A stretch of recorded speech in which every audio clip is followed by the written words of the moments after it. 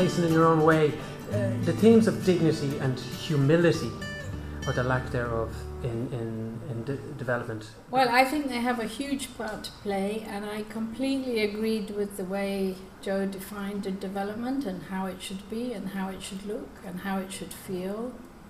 But I diverged from him when he said that he felt that there was increasing horizontal relations and more respect and less arrogance and more power sharing, because my work has particularly been looking at NGOs and their response to increasing conditions from donors and how they raise funds. And the research I've done and the work I do in the field very much implies to me that the opposite is happening.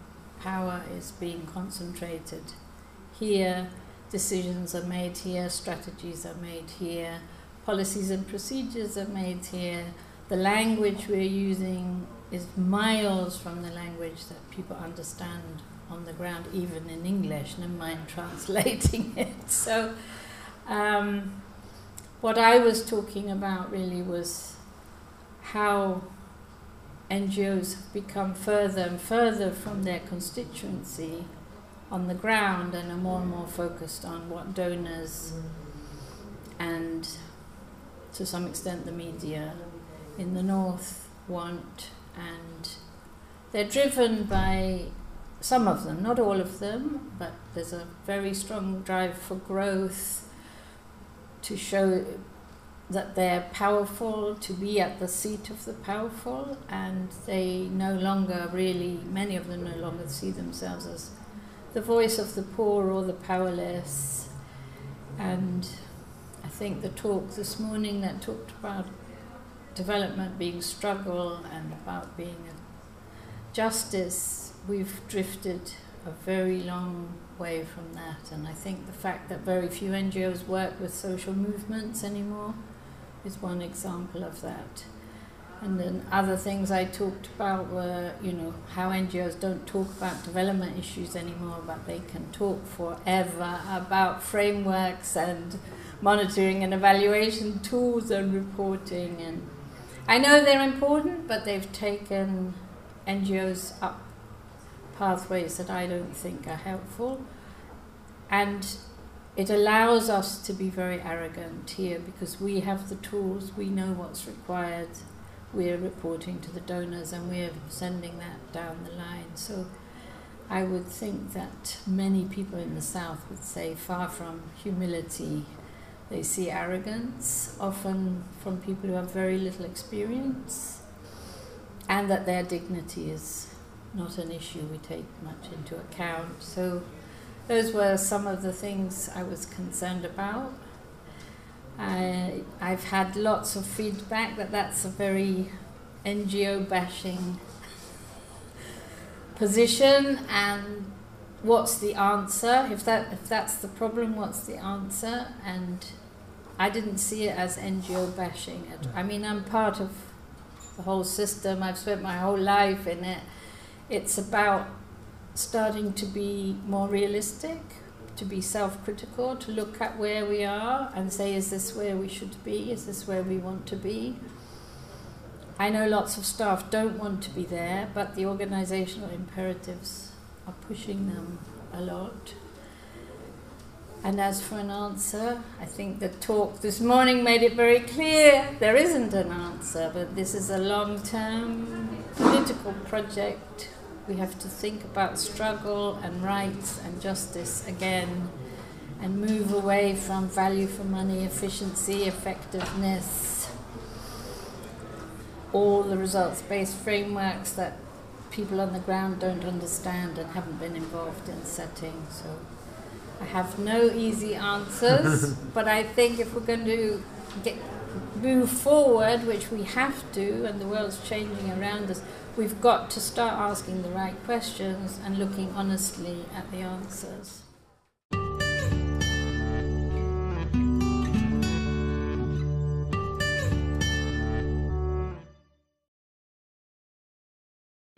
I used to work with him in the ODI, and I managed to nail him down on two things that he thought we did know about development. most of the time he would insist that we know very, very little. And just so you know, the two things he thought we knew were, from pretty much all cross-country studies, investing in small-scale farming is the first step to economic growth. And when it comes to aid, participation and ownership are crucial, otherwise aid projects will fail. The challenge is to work out how to implement even a small proportion of the right policies in the face of entrenched wealth and privilege, or power. And that's one thing where the more I find out, the more I do know. Power never concedes without a struggle. Others have been rightly calling out worrying undertones of inequality and of a lot of people being left behind. And actually in the new SDG agenda you'll hear that word a lot, people are being left behind. And I think Brexit and I think Trump are the latest examples of people that have been left behind, in this case in the northern countries, expressing their, I guess, concern about the direction of economic and political travel. A kind of a trend to support somewhat more extreme policies and politicians. It's not just a northern phenomenon. We've seen it across the world, in India, in the Philippines, Latin America. Some of the African leaders that at one time were considered democratic are now converting into highly authoritarian leaders. It's certainly a trend that the international development community needs to be very, very careful about, because Irish Aid and DFID and other organisations are rightly seeking to promote social and economic progress, and that's some of their key indicators. But they can't neglect political accountability, participation, empowerment of communities, empowerment of women. They can't neglect human rights for the sake of improving economic and social indicators, because it will come back to bite us. And we need to, and I think the West has a hugely important role to play in insisting on basic standards of human rights, democracy and accountability. And I have to admit that I am worried about the role that the US will be able to play unless the tone that Trump has taken so far is significantly kind of mitigated. But I think I'd go a step further and talk about development as dignity. I think dignity is a concept that everyone around the world, even young kids, know if someone is being treated without dignity, if someone is acting without dignity. It's actually, you might argue, hard to measure, but it's something that instinctively we get. And I think that if people carrying out development projects were just to simply sit back and ask themselves this question, are the people that I'm trying to help being treated here with dignity or not? I think that would be really helpful. There's a very, very interesting book called Time to Listen by Dana Brown and others, where she goes around and talks to people who are beneficiaries of aid programs. And very interestingly, across the world, their responses are the same or similar. And they say, we are appreciative of the international development community, the aid community that comes into our homes and our communities to help. It's not that we don't appreciate that generosity, but certainly we do feel like we're not treated as equals. We're not valued as equal human beings. And that is somewhat an assault on our dignity. And what you find is, despite the assumption that everything should be about objective indicators, are you richer, are you eating more, are you better educated, actually what people value, often even more than that, is that they're treated with dignity and they live dignified lives. There's a great quote by Bertrand Aristide in the old president of Haiti, who said, we don't want to be rich and wealthy, we want to be poor but with dignity. And it's a different concept of development. It's a somewhat less ambitious concept of development, but possibly a more realistic one. But I would also challenge governments and the private sector not to walk away from some of the great and most important evidence that we've built over the last 10, 20, 30 years about what works in aid delivery and what works in development. The role of participation, the importance of giving ownership to the beneficiary, the importance of listening and responding, the importance of iterating and not just following a log frame that's already been written, the importance of engaging with the community. Now that may be something that the new arrivals on the scene, the private sector, don't get half as well as the NGOs and the researchers that have been working in this for many years. So on the one hand, the private sector need to learn that and listen to that. And on the other hand, I think that NGOs need to stop competing with the private sector for huge contracts. They've got to remember what their major added value is. And it's a relationship to civil society in southern countries, it's a networking relationship, it's advocacy, it's following up on the big issues of our day, it's talking out, it's speaking on behalf of people's rights. Something the private sector is not going to do because it's not what they do. But the more that the NGOs, the large NGOs, start taking on major service delivery contracts, the less they're doing what they used to do, which was speaking up on behalf of the poor in every circumstance, and that's a danger. So you've asked me what the 3 most important things that DSAI can focus on in the next few years. So this would just be my kind of instincts. But I think there's been a dangerous shift away from a focus on ownership, participation, accountability to citizens, engaging with citizens. It's something that I would urge the DSAI to really lobby for and stand up for as a crucial aspect of development work. I do think I would challenge practitioners and NGOs to look at how to work with the private sector. It's a reality. I think there's some sticking their head in the sand about the role the private sector is playing. It's huge, and certainly there has to be some kind of engagement, and some kind of understanding and investigation and serious evidence about what's going right and what's not going right. And I guess the third thing I would do would be to challenge the classic understanding of development as a north-south process. We in the north will help you in the south. And if you look at the photos we put on the front of our reports, they tend to imply that still. Development, especially under sustainable development in the new SDG era, is increasingly a horizontal process. So it's south-south, it's south-north. What can we learn from the ways that Latin America and Asia and Africa are responding to the world's problems? What can we do by bringing experts in those regions to come and visit us and help us to deal with some of the huge problems that we have in our own societies? And I think just that simple attitudinal change will transform the way that we carry out development.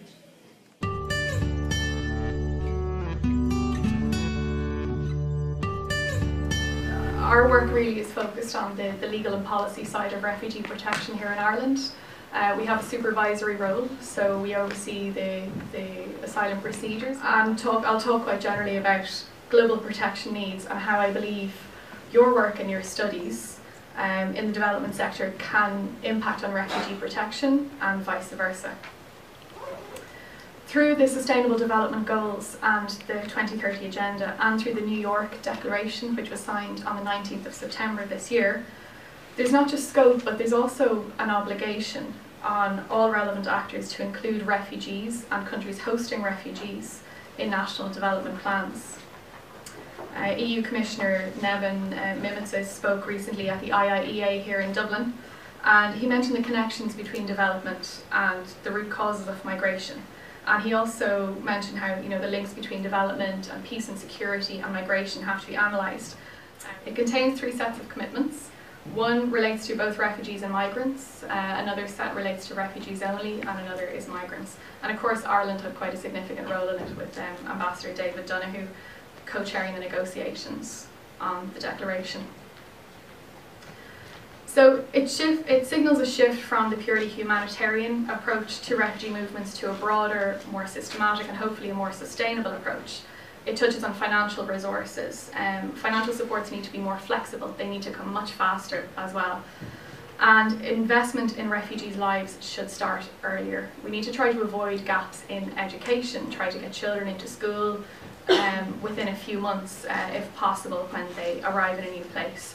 Get people into jobs where possible, make sure that they have access to key supports and that they can rebuild their lives and become self-reliant. And it's probably quite a cliche to a group like yourselves, but it really is about helping refugees to thrive and not just to survive. So this brings me to the final issue, which is legal pathways. I've mentioned them already, but I came here today hoping that I could impress on you how essential it is that refugees and displaced people are included in development work and planning. I talked briefly about the New York Declaration and what that means, the universal nature of the Sustainable Development Goals, and the importance of education in host countries and also as a route to safety for people. But legal pathways for displaced people can save lives. They're a very important piece of the puzzle as well.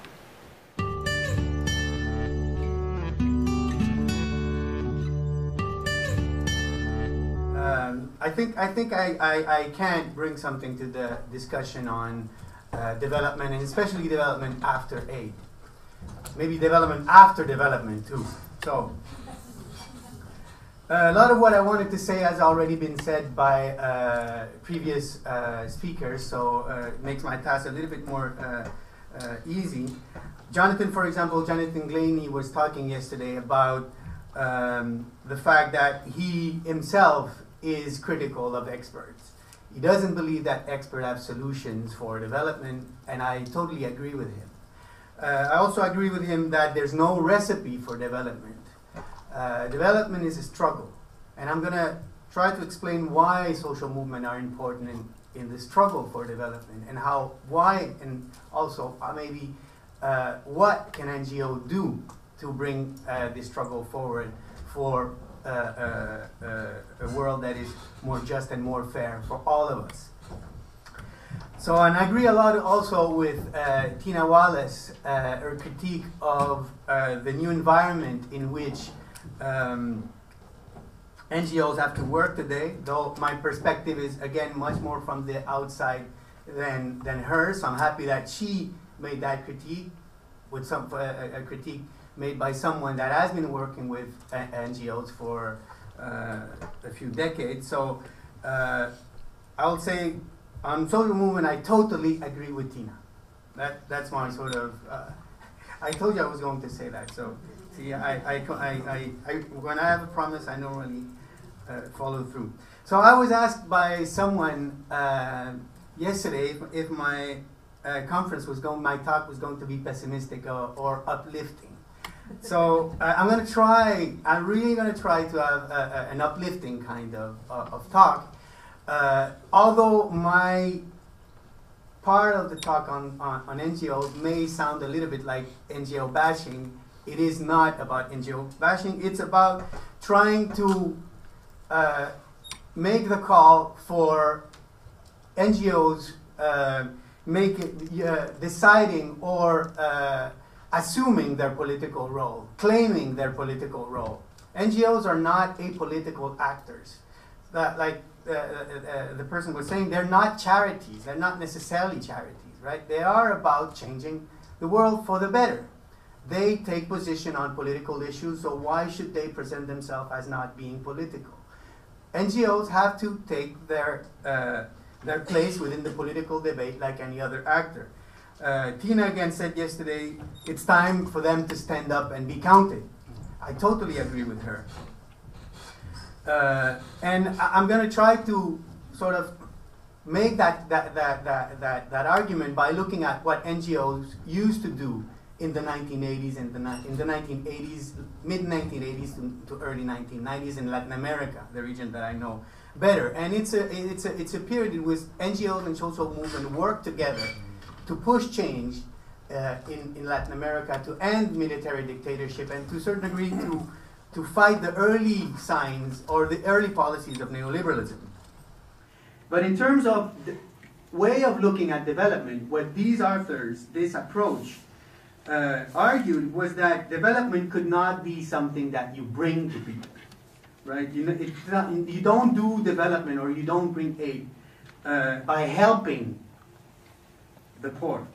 It should be about contributing to generating the condition for the poor to organize themselves and become subjects, political subject, instead of object of development.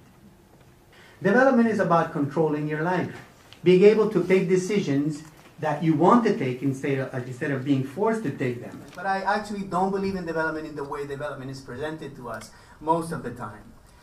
So it doesn't mean that I don't have my own idea what development should be.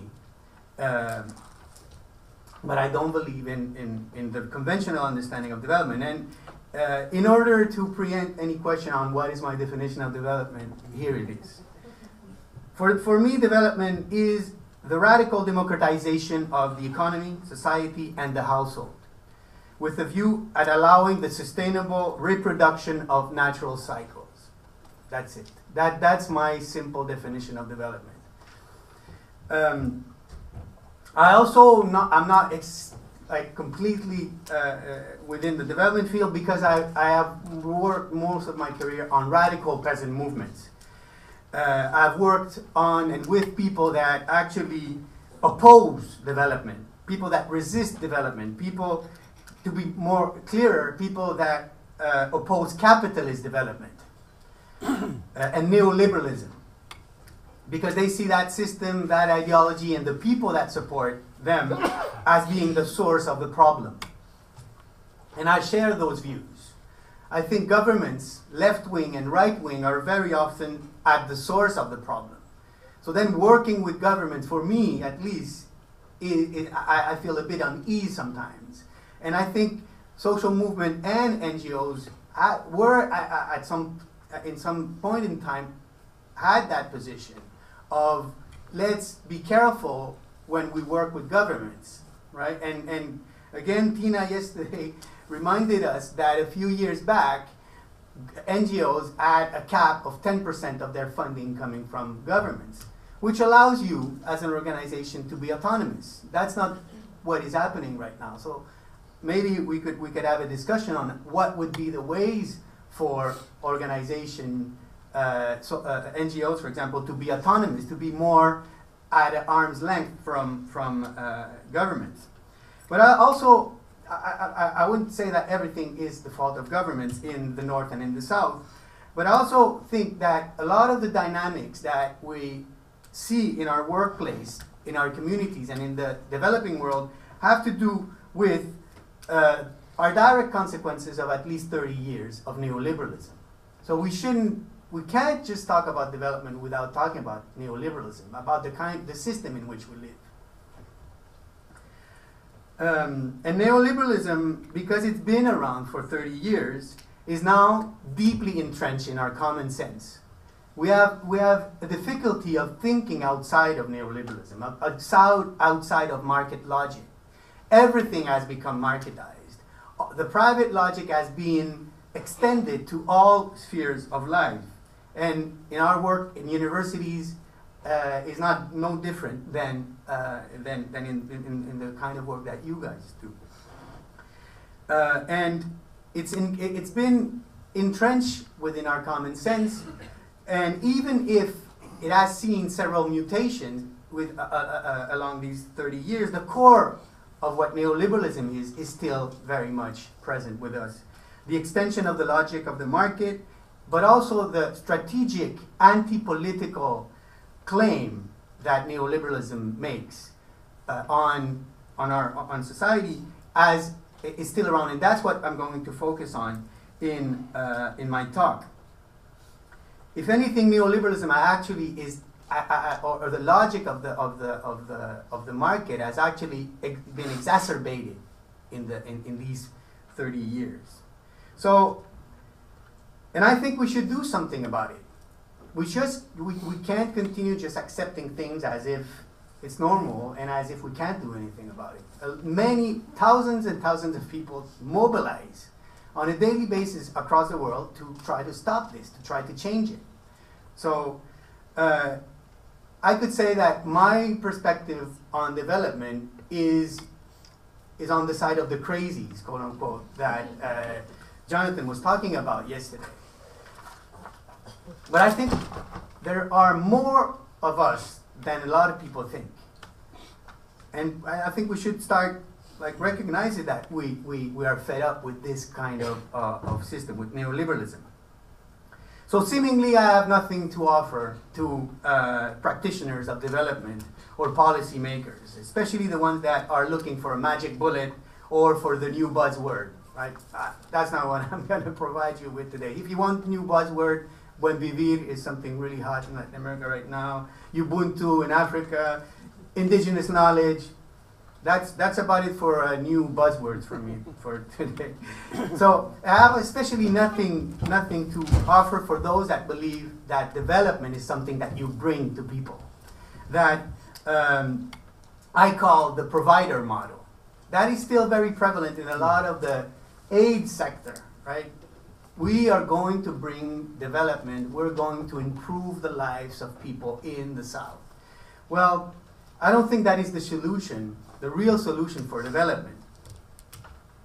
But I think I can contribute to those that think that development is more something that people fight to get. So more of the self-help model, I will call it, or the political subject model. People that think that development has to be something coming from the bottom up.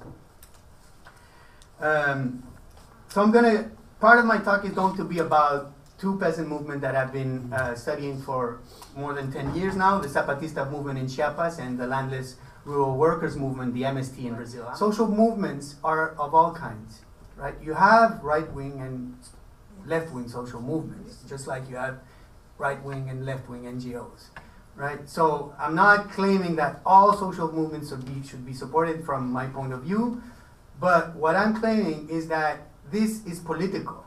So we can't just say, well, we don't want to be political, we'll stay outside of it, because you are not staying outside of it. When you go to a country and do some kind of work, you are being part of that society. You're being part of the politics going on in that society, right? So what I say is that movements, people, NGOs should know who they're going to work with in the particular place where they're going to go work with, and have the courage of saying, these are our value as an organization, and we're going to support this movement, right? And then people that want to support them with funding or whatever are going to support them. And people that want to support other organizations will do the opposite, right? And the way things are going to be resolved are going to be about struggle, about the way we present things, about the strategies we have, and all that. So my point is really to bring back the political in development.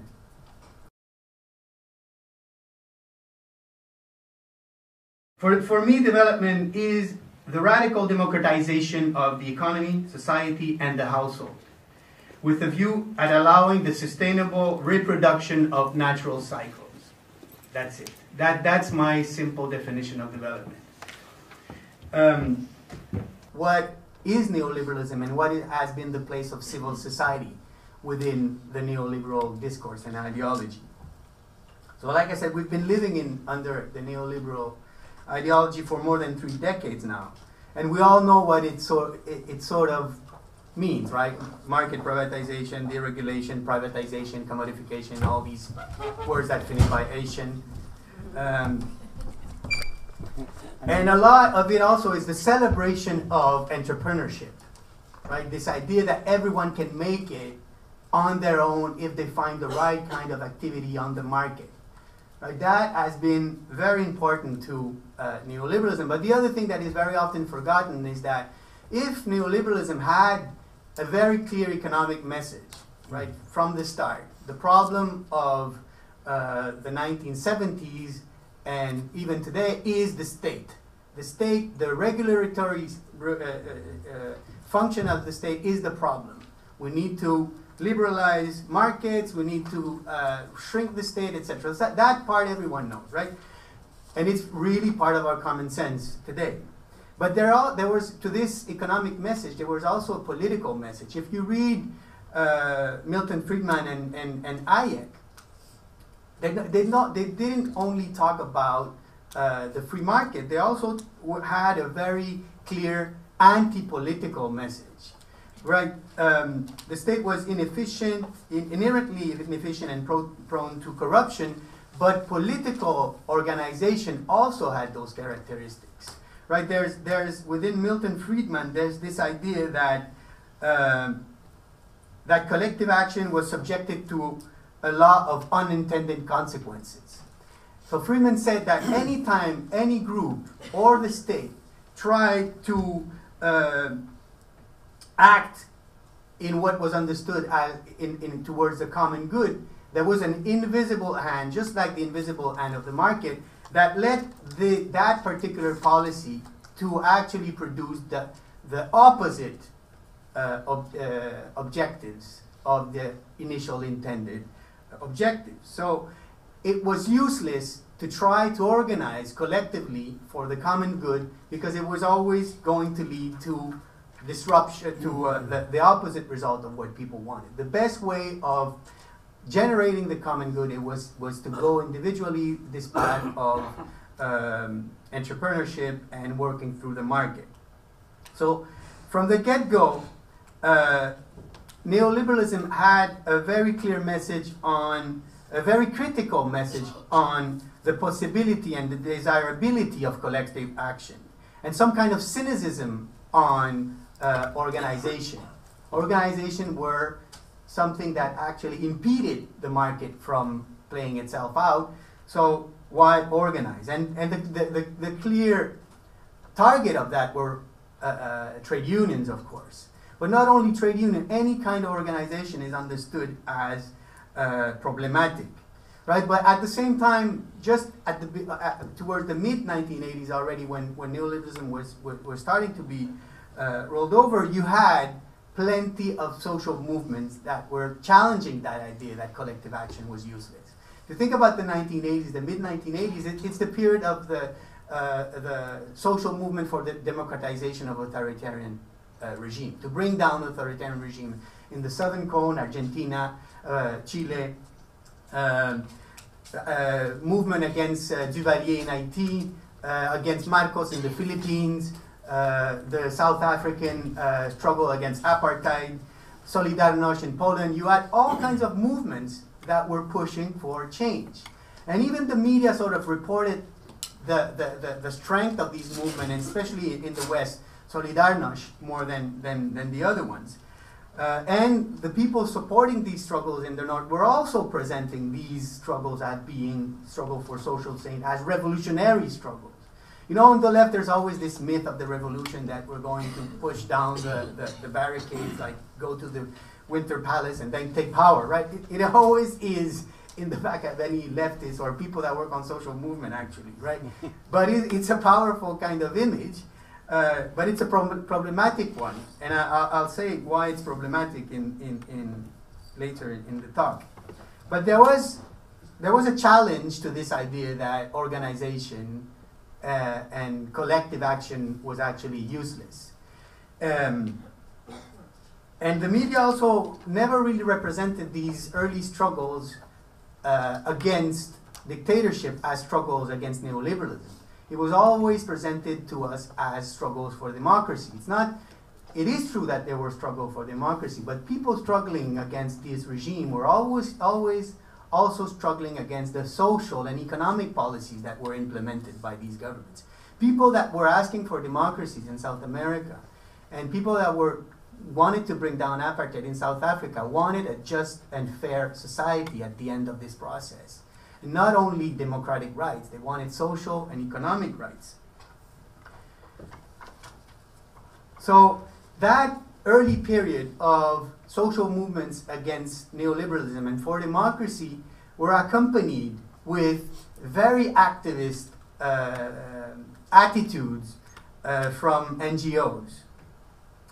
And it's actually the moment of rise of NGOs in the South and in the North, the mid-1980s and early 90s.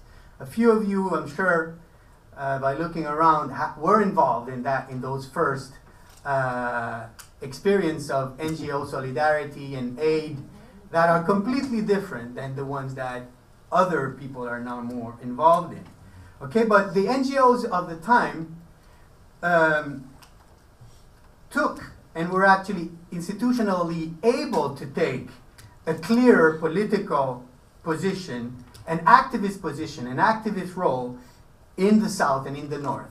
They were lobbying and campaigning, organizing events in whichever country they were based in the North, bringing activists from the South, bringing people together, pressuring governments. That was a huge part of their daily activities. They also provided support for social movements and for NGOs linked to social movement in the South.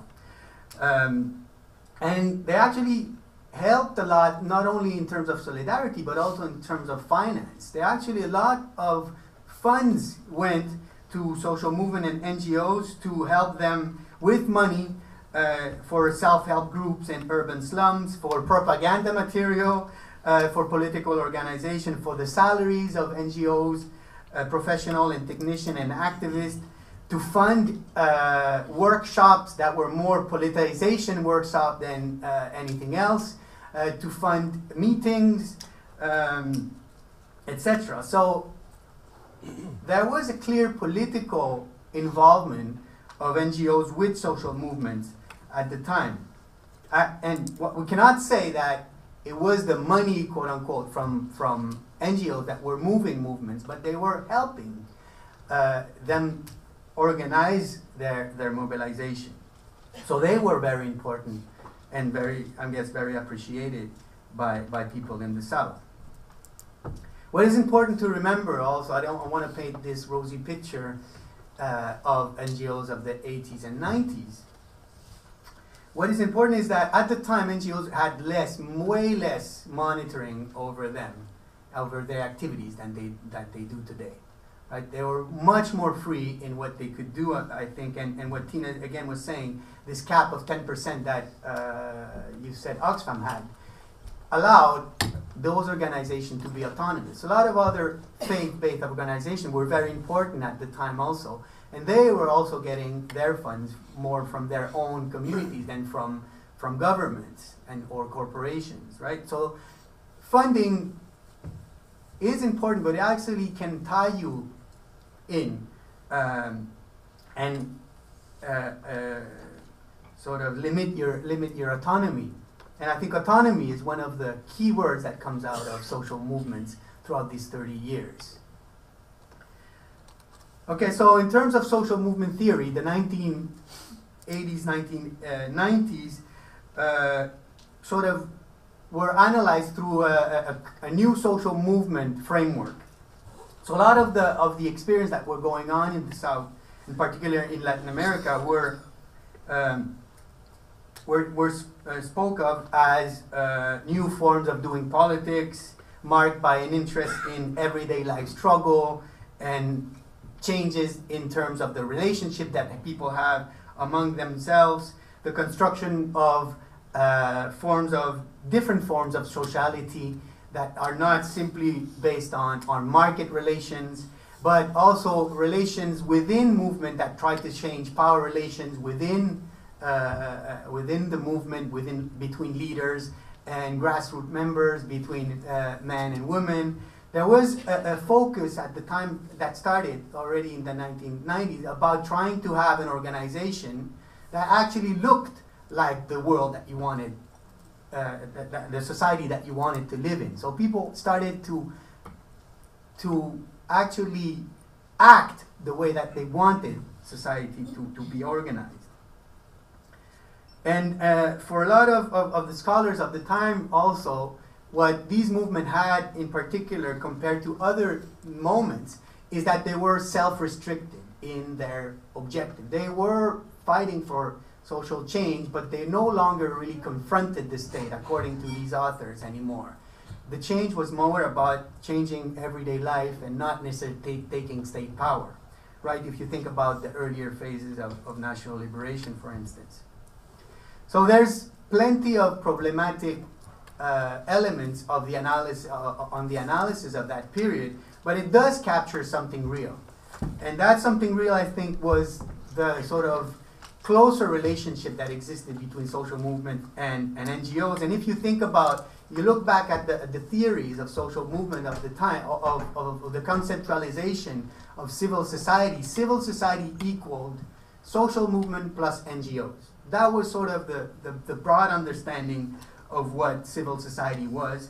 And mainly NGOs were placed alongside social movement because they saw themselves, I think, as part of social movements. In terms of development, a new paradigm also emerged from this period that is sometimes called alternative development. And it's a paradigm that was developed by practitioners, not only theorists, people that had worked in university, one foot in the university, one foot in the aid or a development sector, and were actually critical of the way development was being brought to developing countries. So the key terms that were used were alternative development, human scale development, autonomous development, development from below, endogenous development. Some of them are actually coming back, you know. So, but the most powerful term, I think, that comes out of that period is wow, is empowerment. And empowerment was a term that people were using to try to give a name to what social movement were actually doing on the ground. Movement were taking matters into their own hands, finding solutions to their own problems with their own resources. That was why the term empowerment, that's what the term empowerment meant. I'm not sure that is what is meant now when you use empowerment. But in terms of the way of looking at development, what these authors, this approach, argued was that development could not be something that you bring to people, right? It's not, you don't do development or you don't bring aid by helping the poor. It should be about contributing to generating the condition for the poor to organize themselves and become subjects, political subject, instead of object of development. So again, this is very romantic, it's very problematic, but it also, I think, in terms of our understanding of development, it is an important contribution, and I think it remains very, very valid. But I'm an outsider nonetheless, and first of all, because I don't believe in development. So it's a weird place to be in a Development Studies Association meeting and say that I don't believe in development, but I actually don't believe in development in the way development is presented to us most of the time. So it doesn't mean that I don't have my own idea what development should be. But I don't believe in the conventional understanding of development. And in order to preempt any question on what is my definition of development, here it is.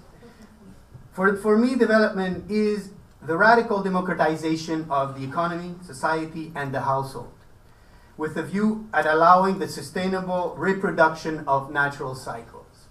That's it. That's my simple definition of development.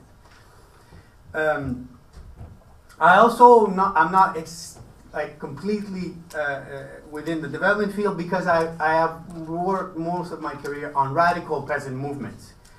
I've worked on and with people that actually oppose development, people that resist development, people, to be more clearer, people that oppose capitalist development and neoliberalism, because they see that system, that ideology, and the people that support them as being the source of the problem.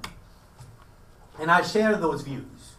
I think governments, left-wing and right-wing, are very often at the source of the problem. So then working with governments, for me at least, I feel a bit uneasy sometimes.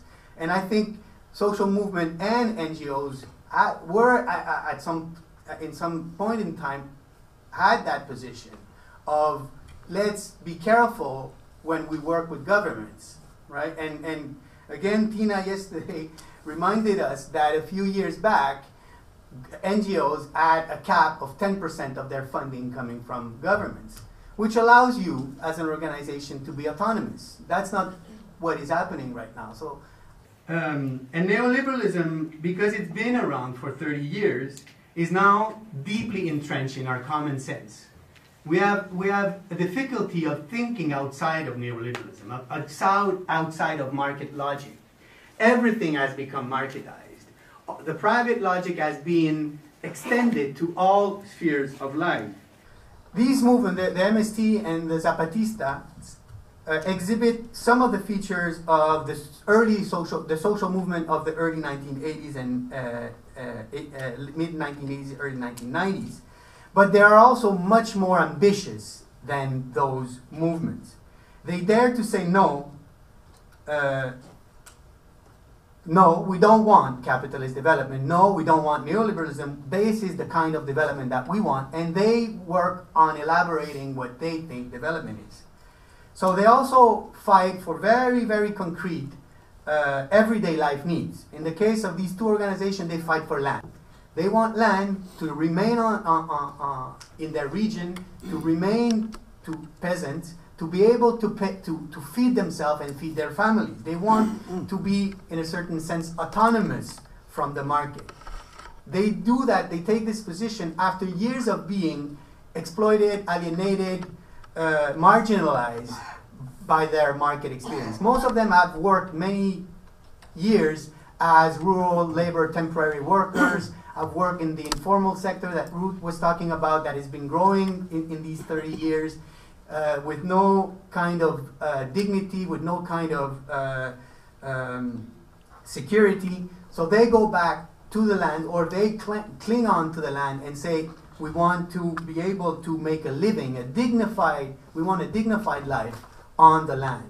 And it's mainly an issue about control. They want to remain in control of their lives. And I think that is one of the things that we should have in mind when we think about development.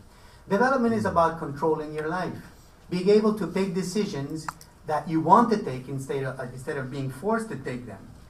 The other important, interesting feature of these movements is that they tap onto a variety of non-capitalist relations. What I mean by non-capitalist mean relations that are not mediated by money. So they rely a lot on reciprocity, solidarity, redistribution of goods and services within the community, right? You help me now, one family, and I'll help you later. And never in terms of exchanging money, paying salaries. So it's mainly based on family labor, unpaid family labor. Production is mainly geared at, one part of the production is geared at subsistence, and because subsistence is understood as being able to be self-reliant, not having to buy everything on the market. There's a lot of barter going on. These communities are not outside of capitalism, so they do need to get some kind of money to be able to subsist. So a lot of the other type of activities are about trying to integrate better within the market. So they create cooperatives, they try to link up with the fair trade network, with the organic production. And in the case of the MST, which has decided to collaborate with the state, they pressure the state for support for small farming, for credit, for technical assistance, but they consider that it's very important for them to continue to be autonomous. So though they accept funds from the state, they will oppose a policy when they don't agree with it. And they will negotiate with the state when they think the policy might be better for them. So they have a very pragmatic position. Okay? They also fight for education, for health, for justice. The Zapatista, for example, have set up their own community tribunal because the Mexican justice system was marginalizing them, because first it's organized, it's in Spanish, and a lot of indigenous people don't speak Spanish.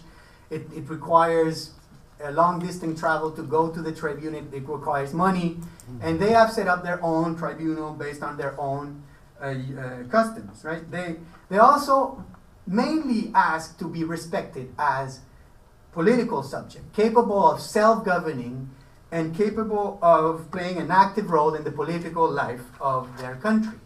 The other very important feature of this movement is that it focuses a lot on the politicization and the empowerment of the grassroots membership.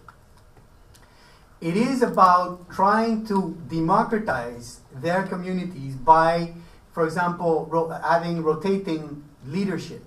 In the MST and the Zapatista, the leadership rotate weekly, monthly, yearly in the position that they have. All the positions are also, there's gender parity in all the positions. You have to have a man and a woman on all levels of the organization. There's an attempt to try to transform gender relations. So if you think in terms of development, yeah, gender mainstreaming, tick, participation, tick, right? But this is a movement that is doing that on its own without external imposition. So basically the point that I want to make is that organizations, social movements are able to generate development from within with their own sources, with their own capacities, with their own resources. So what is the role for NGOs in all this? These are two very specific movements, but there are hundreds of movements that are not maybe as radical, but are also trying to change their society for specific policies. You can think of the Naraga movement in India of rural employment that involved social movement, NGOs pushing for a policy for work in rural areas that actually managed to get that program going. So there are many other social movements that are active and that actually produce people that have the ability to then implement and participate in development. But all that, I think, requires some level of autonomy. And then it requires to claim to claim our political, the fact that we are doing political work when we do development. So I don't know if NGOs are ready to go back to having more of a political activist role or not, if the context allows for that, if the context can be changed, but I think those questions are really important. And I hope we're going to have time to talk about them a bit. The Zapatista movement has a very clear anti-state position. It has decided to not accept any fund from the state and to just generate its capacity with its own means. The MST has a more pragmatic view. It's sort of, it needs funds to get where it wants. It engages with the state, but it also criticizes the state on the policies that it disagrees with. And if you look at other movements throughout Latin America, different movements have different positions regarding the state. And the last phase of what is called the pink tide, all these left-wing governments that took power in Bolivia, Ecuador, Brazil, Argentina, Nicaragua, the movement decided to take another chance again and try to put someone in power that had some kind of similarity with their positions. So they did, and so a lot of the movements actually really became part of the state in Bolivia in particular. In Brazil, to a certain degree, a lot of movement leaders have become part of the state and have tried to use the state in order to bend and change the policies, and also to bring back the state in doing what it's supposed to do, because the state is supposed to have some role that the market cannot fill. Right, so in myself at least, I'm not completely against the state, but I'm suspicious. I suppose in some ways the offering I have is coming in at a different direction to the other three papers, and that you've all given very nice, you've started from the global, from an overview of different trends and approaches, and looking at, in some cases, multiple countries and multiple institutions, whereas this is very much a case study of an engagement that Kimmage had with a training centre in Arusha in Tanzania for 20 years, or nigh on 20 years. And I suppose another slight variation in that. Neither of us at the time when we started, way back in 93, 94, saw ourselves as being very much mainstream within the university sector, but rather what we had in common was a desire to develop capacity for people working in the development sector, development practitioners. That was our starting point way back then. We had three main kind of phases over that period. We had an initial certificate program, then we had the national program, and then that merged or evolved into a BA level 7. We quite simply did a survey monkey of as many graduates as we could get from our database. I suppose the two key questions we were asking about all of this is that, okay, we're saying that we were in a project of transformation, to use your phrase, Bernard, as well. Was it achieved in capacity development? And was the partnership effective by various criteria that are used about partnerships? And in case we run out of time, let me give the answers now. A qualified yes to number 1, and a qualified yes to number 2, and I'll come about the qualifications. 94% of those who replied are currently working in the development sector. So I suppose that says something to me about the retention of people. They didn't just come and do a course because it was a convenient way to do a BA. They really were committed to being involved in that kind of work.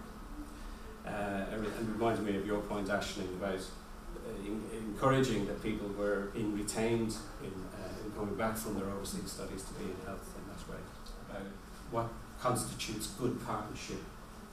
I think we tick most of the boxes in terms of that.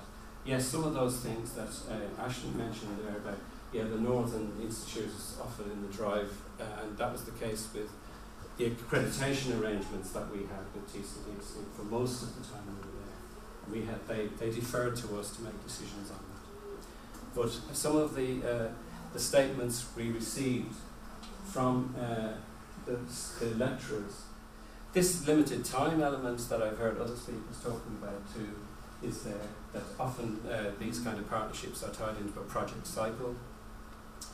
Patrick there talks about the fact that we weren't bound by that. We had a very open-ended arrangement from the very beginning, and we worked from one sequence to another. I'm fascinated with this critique of partnership from Ivan, and I see you've used Ivan as well. Thanks. In that, and it came up in Jonathan's talk yesterday, and in Tina Wallace's talk as well. There's that whole critique that of us getting, and that issue of us getting away from seeing ourselves as the people prescriptively deciding this is the change that we need. And I like the fact that she criticises the mindset behind international aid policy. Tell me if this is not the case still today, but there's a view that quantifiable things play an important role of things, almost, and the empowerment and capacity development efforts of agencies receiving funding. So she's talking about that substantialist mindset. And Robert Chambers, I suppose, shares that, as I'm sure you're all aware, where he talks quite often, and in a previous DSAI conference too, referred to it as well, that there's too much about the assessments and indicators, which Ivan would say, yeah, we need, and she described herself as a substantialist in many ways, and we all are, because we all have to do that particular choreography. But relational thinking, and I'm mentioning this because I think this is when I was trying to assess what kind of success story there is to report about the relationship between Kimmage and TCDC. I think it's down to this relational thinking, where we weren't as obsessed or focused on numbers and results and how many graduates we can get through the doors, but really what are we doing in terms of the quality of it. And I found agreement from a former principal, Prudence Kajagi, and he talked about that. He said, it was that personal chemistry that we had that he felt sustained us. And it was also echoed by Stella Maranga, and she came out with this very interesting insight, which I thought I'd share with you. And it's pointing out that there wasn't actually a definite financial transaction, so money didn't get in the way. That wasn't part of the power dynamics of what we were doing. Very briefly, to finish, questions arising were longer term sustainability. I don't have the answer to that. The finance free or finance less or limited, does that help our relationships? Do we work relationally or substantially? I think a bit of both when I kind of measured it afterwards. But I think we tend to work in a relational way, but report substantially. There's that kind of thing. And Ivan talks about that as well, in that there's this kind of all this stuff happening under the radar. Can we build more reflective practice into our relationships? I can't claim, as would be argued about by a lot of people in that. But the results of this modest review would suggest that echoing the strong arguments of others, that ways should be found to make what cannot be counted count. the indications are that time spent by lecturers talking to students as respectful adults is not wasted.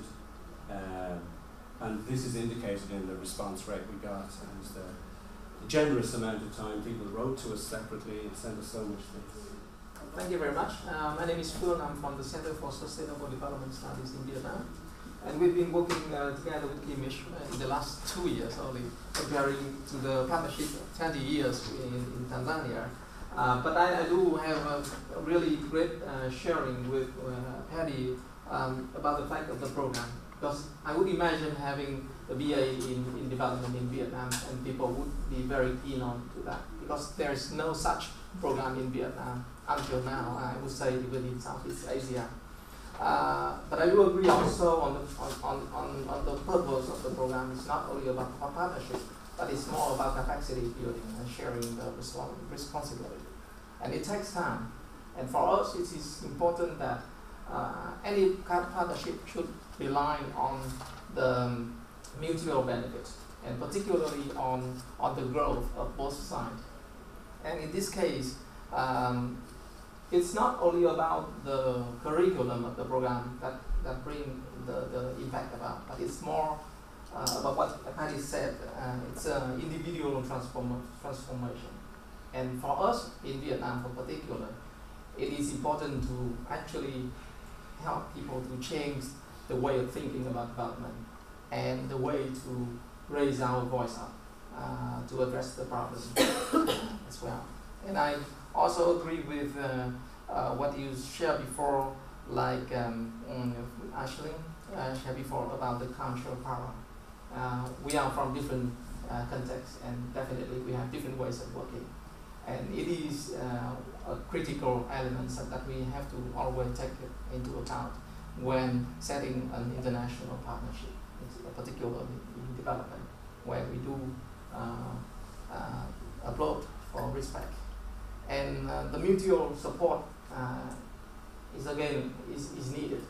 And even though we want to be Southern-led in our activities, it's important that some of the support and expertise from the North would be utilized, especially in the beginning of the partnership, to make sure that we have a good start for anything to happen. So just briefly, my response to what Patty and some others have said. Thank you very much for this chance. Thank you.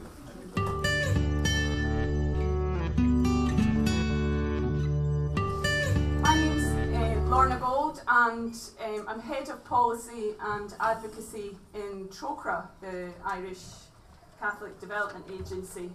So I'm very honoured to chair this final session. So to my immediate left, we have Dr. Leandro Vergara Camus. Is that how we pronounce it? Yes. And Leandro has been introduced to you, spoke at this morning's session, I believe. You're very welcome. And then next to Leandro, we have Suzanne Keating, who is CEO of DOCUS, the Irish Umbrella NGO organisation. So Suzanne has worked in international development for many years, was a former head of programmes in Plan, and prior to that worked for many years, and I knew Suzanne myself, when she worked in TROCRA under many different roles, from policy and advocacy, then working as head of region for Middle East region, Asia region. So you're very welcome, Suzanne. And then next to Suzanne, we have Dr. Salam Said, who's an economist from Syria and has a PhD from Bremen University in Germany. She's a specialist in Arab economics and political economy, and is the lead academic on the Global Studies course, Jamia, is this how you pronounce it? Jamia Project. You're very welcome. Then we have Dr. Abdul Ilal, who is another economist who comes from Mozambique, currently works as an independent consultant and has great experience working on different areas of macroeconomic analysis, and has worked with many different international agencies, with NGOs, and has worked in particular in Ethiopia, I understand, is one of his areas. He has a PhD in economics from Humboldt University in Berlin, so you're very welcome. And our final panellist is someone else I know from my work in Chokra, who's Dr. Tina Wallace, who's also been introduced to you. And Tina works also as an independent consultant, but is also a research associate in international gender studies at Oxford University. So our panellists this afternoon have a very difficult challenge, and I'm about to make it probably more difficult. Well, the first difficulty is they have 5 minutes each to set out their pitch and their answer to the question, which is beyond aid. Lorna, I am relatively new to my role, and the one thing I have learned in dealing more and more with politicians is when asked a question, don't answer it and just carry on with your own, so if you don't mind. And really, I'm just going to, in my 5 minutes, I'm going to go back to something that was said this morning. In fact, it was your final challenge to us, which was, are NGOs ready to go back to a political activist role? And I'm going to reply by saying, yes, absolutely, but. And here are my 3 buts. My first but is, we have to ask ourselves, why have all the NGOs, or many of the big ones, grown so much, even in this time of austerity? And I would say 2 things. One of it, the state has basically withdrawn from looking after the poorest and the most vulnerable. And as a result, more and more of domestic agencies, voluntary sector, have had to step into that space. The second reason that it's grown is that we see a political consensus has broken down, multilateralism is being absolutely challenged, and as a result we're seeing more conflicts than ever before. We all know we have, as a result, more refugees, migrants than ever before, and as a result the need for humanitarian action is absolutely upon us. And that demands a different type of model than traditional NGOs were able to give. So I would challenge us that certainly there's been a lot of talk here around service delivery, don't like that. But let's be very careful here, and let's remember what we like and what we don't like, and don't throw everything out, because I do think there is a very, very important role for NGOs in doing that service delivery to meet the very kind of specific and dire needs of the poorest. So I do think that in terms of that kind of political activism, there is a role, there is a need for professionalisation. Okay. And let's remember that that also costs money. We don't like it. Nobody in our sector, certainly myself, I don't like money. But if we are to be professional, if we are to be accountable, if we are to be better at political activism, we can't ignore it either. But let's remember we're going to have to get extremely smart with our tactics. And the 3 key ingredients for me, we have to be ready to be kind of a collective, strong collective voice that works beyond the local. We also have to be willing to submit to just 1 or 2 key messages. And that means making compromises. We can't all have our agendas all played out there. We have to be willing to back down and believe in the collective. And last but not least, I would say, we have to be willing to work at an international level. Yesterday, the issue of dignity and inclusiveness, and it's important for me that we speak not only about aid, that is about cooperation between several stakeholders in the north and the south. It's not aid, aid for me, it's a marginal. But it is an area in aid or the development cooperation where you can experiment the approach, try approach. But for instance, NGOs have to take attention that the area of aid of development cooperation is a very small area, but you have to work on areas or to influence areas like connected to agribusiness, to technology, to trade, and things like that. So in the area of aid or development cooperation, we can experiment some approach. Then that it's important that to see that you as NGO, you are not in the position to substitute the state or the private actors, for instance, in service delivery. For me, it's an issue, say, a concern, seeing, for instance, NGOs constructing roads, bridges, things like that. This is per se a function for the private sector or for the state, but not for NGO like that. We have to advocate for that, pressure for that, but not start to take activity which can be, which should be done by organized state or private companies. And the involvement of NGOs in these areas of service delivery, there is sometimes some caritative reason for that, but this can lead to co-option and instrumentalization of NGOs, and then you don't have then the possibility of make pressure on the stakeholder like state or the private sector. The one issue. Another issue is that the aid or the development cooperation is not a matter, only a matter of money, of finance.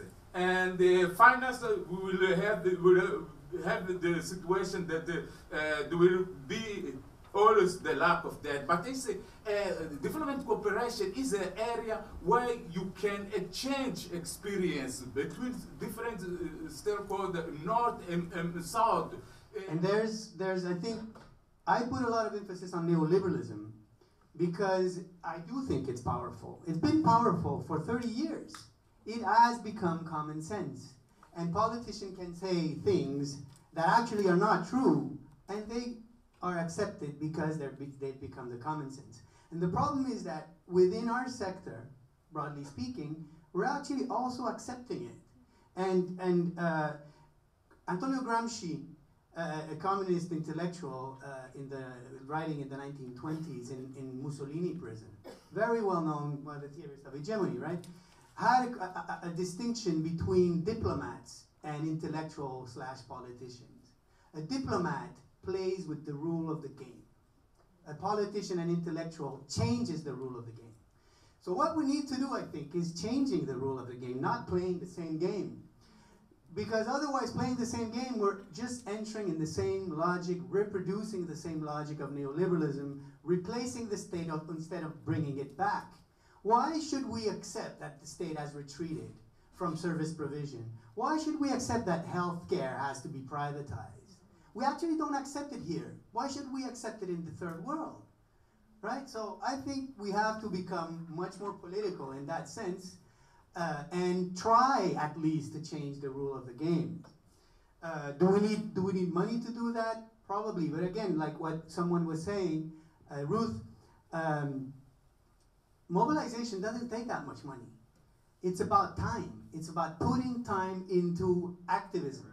And so what I'm saying is that mobilization is extremely important. And NGO, I think, have to be part of that because even if the results are not there or even the outcomes are not the ones that we wish it was, and they never will be because it's about a political struggle, we still need to do the fight. But the truth of the matter is that I believe that he was answering the question about you can mobilize with no money because when you create these spaces in your society, maybe NGOs have a new role to play in creating these spaces and converse. That's it. Thank you. Suzanne, do you want to come back and then Leanne? Just very briefly, I don't want to get misunderstood here. I absolutely hear what you say around changing the rules of the game, but do you believe that in order to do that, we actually have to be sitting at the table in order to do that? And that's really my point. So if we keep trying to change the rules of the game in our own spaces, I wonder if we'll actually make any difference. Right, so we can use the rules of the game, but we have to be intelligent when we do it. And it's not only about being at the table, it's about kicking the table sometimes. Right? Yeah.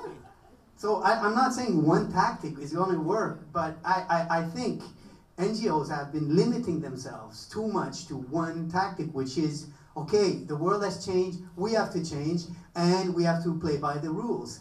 And it's really, I think it's defeating. And there's plenty of ways to use the media that is not a marketing type of media. We need to have a different discourse, a discourse that is going to bring people to our side if you want. But yeah, so yes. Great. So we need to break the rules more. Essentially, sometimes. We need to get really real about what we're doing in humanitarian aid. I'm not saying it's all rubbish, but we have to look, the systems, the procedures, the bureaucracies, the rules and regulations mean that a lot of the work is not that impressive, and there are many, many people in Lebanon who feel very strongly that they could deliver a much better service at a fraction of our cost. So we need to think. I'm just concerned that there's a sort of cozy feeling we know how to do the big, difficult humanitarian stuff, and it's very difficult, it's very problematic, it's highly political. And I'm not comfortable with thinking we're okay with that, about what we have achieved and what we haven't. And as others have said, to actually put the dignity of the people we are working with at the center. A lot of the debate still assumes that we know how to do it and we're taking it to them, whoever them may be. And we need to change this discourse. We need to rethink where we are positioned. What is our position in bringing about positive change, which is sort of what I think development is about. I think that asking NGOs to place themselves more politically and to engage more is quite problematic now, because many people working for NGOs have no political practice in their own lives. When you ask a room full of NGO people how many belong to unions, I'm not going to, but it's usually very few. How many are involved in community lobbying processes? How many are part of political processes in their own country? How many of them are going in and out of refugee situations and prisons and so on in their own country? It's often very, very few. So we don't have a political practice to draw on. And this is one of the problems of professionalizing and making this just a job. Because actually social movements and some NGOs, it's far more than just a job. It's a passion, it's a way of life, it's something that people really, really want to do. And with the rise in salaries and in all sorts of things, you know, you have very different kinds of people now running NGOs in lots of places. So we need to think, have we got the right people? Are we running this thing in the right way? Because if all we're going to do is work with the private sector or compete with the private sector and the state, I'm not sure that anybody needs us. They can do it themselves and keep the money they give us. We have to have something that's different. We have to be in some way contributing something that's unique and useful to people. And I think there are many things that we have done and can do that are unique and different. But at the moment, as I said yesterday, I feel that the funding imperative and taking more and more funding from the state and the private sector means that we're losing our autonomy and our ability to think about what our place might be. I mean, we're in a very, very different political moment now. I think that we are going to have to change and think, what are we going to do if we can't get bigger and bigger and have better and better salaries and more conferences, etc. What will we do if we have to cut back? And I know there are some NGOs discussing this now, so that they can get back to a value-driven organization. I would say, like, maybe it is good to think about the history of the colonialism, like, as a factor behind the need for the aid. The second is what about the global political economy, actually, the economic structure, and what about the political economic structure at the national levels? What kind of elite has been appeared in the last years or the last decades, and what kind of role they are playing in the economy and the society and also in the politics. Thinking about it in relation to my own work is the notion of social justice. And in Ireland, we talk about social justice an awful lot. We use that term all the time. I think partly, and I haven't investigated this in any great depth, but I think partly it comes out of a kind of a cultural Catholicism and the influence of a kind of, I suppose, social justice discourses within our society. But one of the things I find most interesting about that is that we not only take the notion of NGOs for granted, we actually assume we know what we're talking about when we're talking about social justice. And I think one of the biggest interesting questions there is what vision of the world do we actually want? How do we understand social justice? And for me, one of the big challenges is that if we really were to have social justice, it would highly challenge the way we live our lives. It must challenge our privilege and our position, and look much more in terms of kind of global power relations and the local and the global. They're so big, but I actually think that if we were to really interrogate innovative models for social justice, we would actually have to spell out what we are talking about. I just, one last quick thing, if you don't mind, Laura. I was in class yesterday, and I brought up this issue because we were talking about equality, and as far as people could go was in terms of equality of opportunity for their understanding of what social justice was about. And I actually came out of class thinking I'd done a really bad job, because I thought, okay, I really need to start to tease this out because we take it so much for granted. So for me, a big question here is, who are we talking about? And it's not just NGOs. And what are we talking about when we're talking about social justice? Thanks. With the intervention, with the issue of social justice, if we are demanding social justice, and this is the declaration which we pretend, I think then we have to work also politically. And so it means that the work of NGOs, North and South, has to be also political work. So we have to challenge power. This is important. That's when you will get the social justice, or the arena where you do. So it is important that we work in order to change power relation. And this means also it is not only aid in terms of caritativeness, it's to speak about trade, financing, taxation, environment, like that. This is for me I think that the NGOs in North and in South should find an area where they can discuss also politically, because the NGO are not the repair workshop of the world. They have to be active. Social justice have a very broad concept. It's just like you have it like equal access to education, equal access to health. There is no discrimination. You have also freedom, political freedom, dignity, and all these things. You can understand it under social justice. One of the problem is like the economic policies could affect massively the social justice.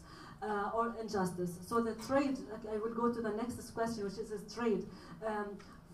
Fair trade is not possible in this relation, North and South. In the trade relation, one partner will lose and the other will win. So the exporter will win and the importer will lose.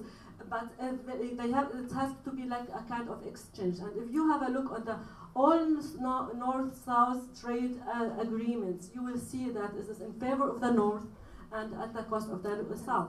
And this is very important. If you really want to have a social justice everywhere, you have to break this issue. And social justice, it is a common issue, became a common issue also in the North and the South. It is social injustice is also here in the South, in the North, excuse me, is widespreading, and it is very, really, for me as a citizen in Germany, I feel really threatened by social injustice at some point if I lose my job, for example. So it is a common issue between South and North.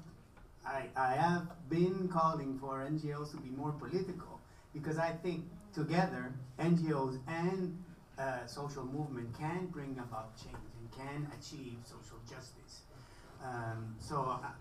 It may sound like NGO bashing, but it's not. It's an invitation of working together and be a bit more ready to take chances, not only seizing the opportunity. I just want to finish maybe by we've been talking about state policies, trade. I've been talking about movement, but it's important to sort of decide or understand what the state is. Right? There's an old bearded man that said that the state is the executive committee of the bourgeoisie. Remember? Looks like Father Christmas. But to be a bit less old-fashioned, we could say that the state is the reflection of the balance of power in a society, right? The state ends up implementing policies depending on what it realized that society is pushing for, right? So there is space for different policies. It's still policies that help the poor, that help development, or that in certain degree empowered people, and other that didn't. But it was all because of people mobilizing inside Brazil and mobilizing during 20, 30 years, like the PT, the CUT, all the movement, the MST, actually were born in the 80s. And they fought, they struggled for 30 years and produced these kinds of not necessarily super radical policies, but they did produce outcomes that were better than the ones before. So my point is that we need to organize. Like there's a French philosopher called La Boétie that says, when he talks about oppression, that they look like giants because we're on our knees. We need to organize ourselves. They're organized, they're really organized. They have their discourse, they have their meeting, their special meetings where they actually take decisions that are going to affect us, all of us. And we have these smile meetings where we sort of have our little battles, but we have to be a bit more organized, and we need to work together first, I would say, and then move on. That's what I've done most of my research on and most of my work with over the last 20 years and more. So this is about NGOs, and I would say that NGOs are not asking themselves the difficult questions as a sector. I think there are some NGOs that are, and when they get too difficult, we move on. We're not prepared to stick with the difficult questions and thrash through what some of the answers might be. And some of them might be very difficult for us, and some of them might be great opportunities. But I don't see a reflective sector at the moment. And I do think it's a sector that's absolutely dominated by the funding and the need for growth and wanting to be at the table and wanting to be with the powerful and wanting to be accepted and wanting to do more of the wonderful things we do. So if we get more money, we'll do more wonderful things, even when the evaluations are showing us we're not doing so wonderfully. So I'm okay with being the one who depresses you if you find it depressing. I don't find it depressing, I actually find it exciting. I really enjoy thinking outside the box and challenging ourselves. And I think there's a big gap that's arisen over the last few years about who we listen to most and who we want to represent. And we are not largely listening to the people who are most affected by poverty, conflict, injustice, Because if we were listening to them, we'd be telling a different story. And I feel that very strongly. We are not telling the story of the people on whose behalf we are often speaking. And which table do we want to be at? And are we still going to want to be at the table if it's run increasingly by a very far-right government? Because that's what we're looking at in the UK and in the USA and possibly in other countries. Are we going to go on saying we must be at that table? Or is now the time when we have to think, where are we aligned? Who are we aligned with? How do we get other voices? I completely agree. How do we get other voices in?